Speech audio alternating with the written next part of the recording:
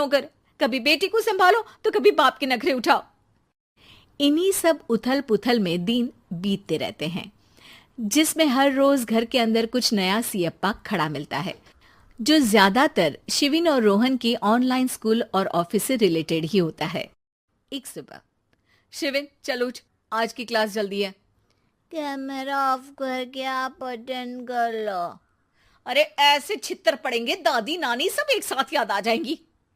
गीता की लाख मशक्कतों के बाद क्लास तो खत्म हो जाती है, लेकिन उसके बाद शिविन फोन इस्तेमाल करते हुए इंस्टाग्राम रील बनाने लगता है। रसोड़े में कौन था? तुम थी, मैं थी, कौन था?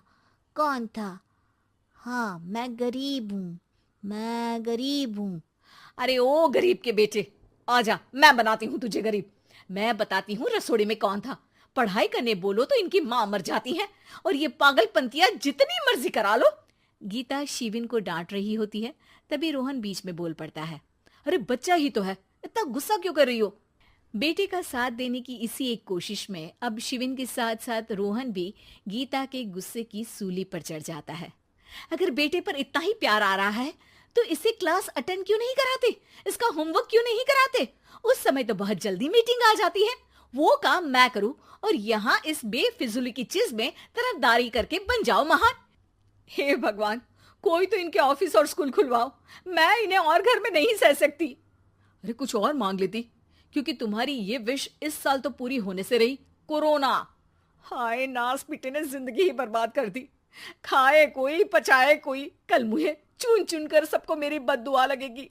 उन्होंने दुनिया का और इन बाप बेटे दोनों ने मेरा जीना मुश्किल कर दिया।